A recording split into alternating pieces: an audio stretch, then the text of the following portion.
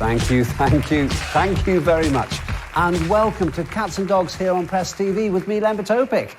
And this week, we're going to take a look at the formerly beautiful bride of the Middle East, but one without a lot to offer if you want to marry her today. Yes, I mean Lebanon, once the jewel of the region, but I think it's true to say the country has seen better days. If you go to Beirut right now, you will see some quite disturbing scenes across the country. Acute shortages are hitting Lebanon hard. There's almost no fuel, no electricity, no water, and there's almost a total shortage of Saad Hariri, which, for those not familiar with Lebanon, is a former prime minister, not a kebab. Now, here's the problem. Lebanese prime ministers tend to either be blown up by the Israeli regime, like Rafik Hariri, or kidnapped by their Saudi brothers, like Saad Hariri. So now no one is willing to take the helm as prime minister and form a new government. Just as Elon Musk is working on full self-driving cars without a driver, Lebanese politicians are working on a full self-driving country without a government. But this self-driving nation keeps going off the road, or being forced off it, I should say. In recent weeks, the transport problems mean employees have stayed at home or slept at work. Many cafes, restaurants and stores have been forced shut by electricity and fuel shortages, and electricity only runs for 2 hours a day. Under such circumstances, the central bank has decided to junk fuel subsidies. Now, that's a bit ironic. Sure, it's a new source of income for the cash-strapped country, but it's also another blow to the Lebanese, especially those with low incomes, as many will not be able to afford to go to work due to the high cost of transportation. Against such a backdrop, Lebanese officials have warned of the impact of the fuel shortage on the safety and quality of food produce.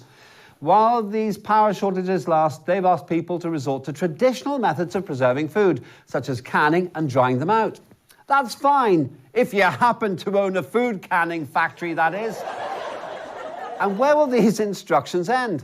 If it goes on like this, why not go all the way and tell people to go back to work using traditional means of transport, like camels, or spend their days doing traditional pastimes, like starving and being poor. As I've said, people are lining up for days to get gas, while that electricity only runs for those 2 hours a day. And a lack of street and traffic lights creates an eerie feeling in the once vibrant country.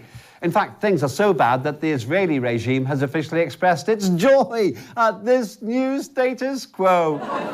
You might ask, what about the oil-rich countries of the Persian Gulf? They could solve this crisis in days, if not hours. Well, these countries are actively watching the developments in Lebanon. Indeed, the Cooperation Council for the Arab States of the Persian Gulf couldn't be busier. Yes, the Arab states of the Persian Gulf are now cooperating fully with each other to bring one Arab country down to its knees after another. One day they cooperate against Qatar, then it's Palestine's turn, and now it's back to Lebanon. So these Arab countries, with enough fuel to send it to Mars if they want to, have left their little friend high and dry.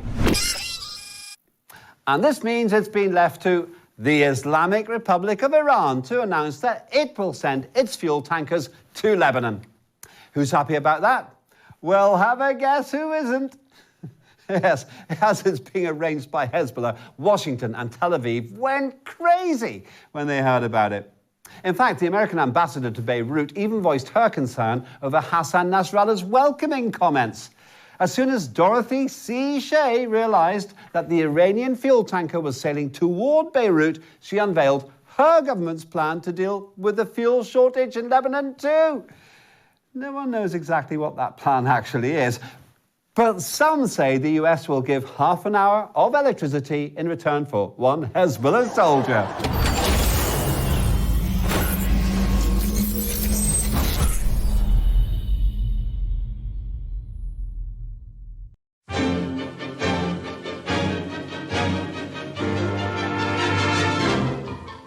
"1,000 years ago, the Lebanese were waiting for fuel aid coming from the United States and Europe.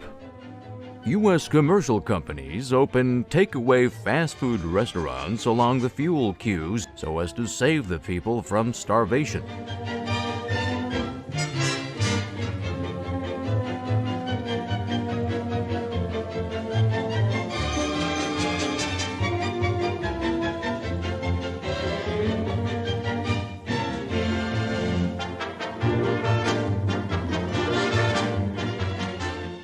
Lebanese people called on their politicians to solve the fuel shortage soon.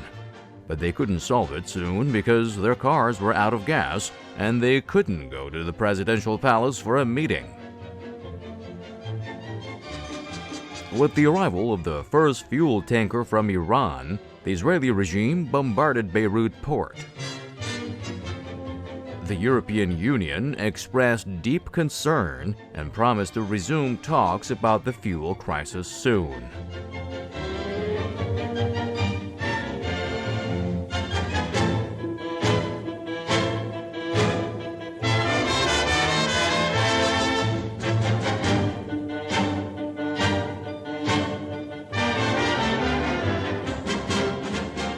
Months later, the first UN fuel cargo reached Lebanon, so Saad Hariri's daughter could go to her friend's birthday party by car.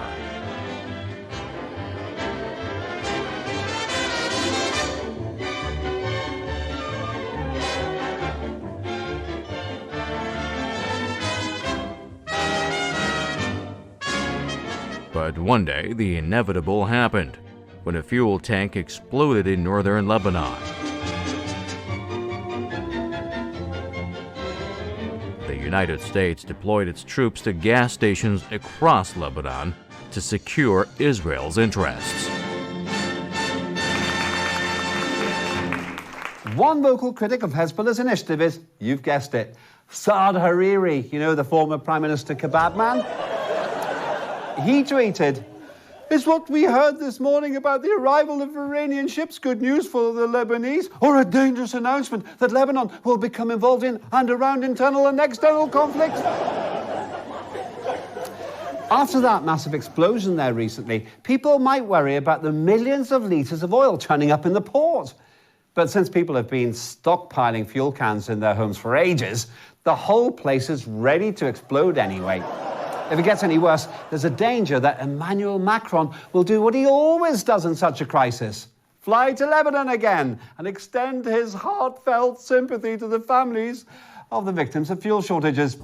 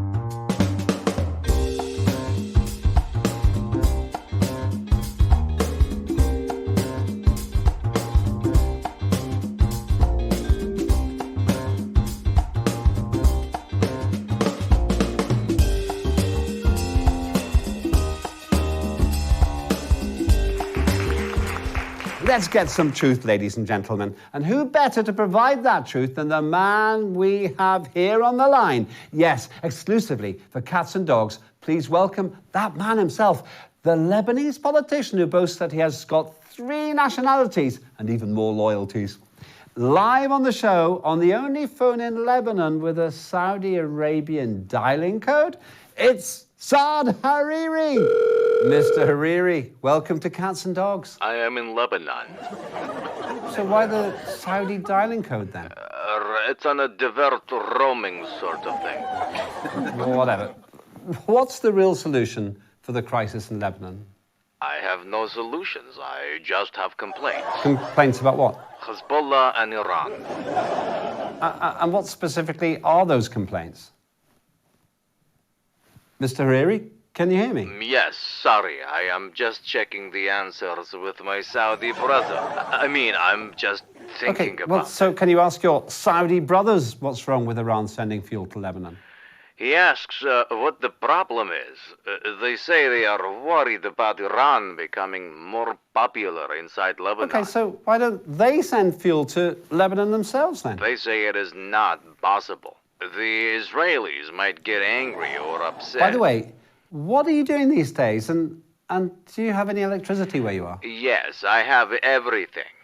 There is no problem at all in this part of Riyadh. I mean Beirut. I see. I've got to go. Why the hurry? In case I say something they might regret. I might regret.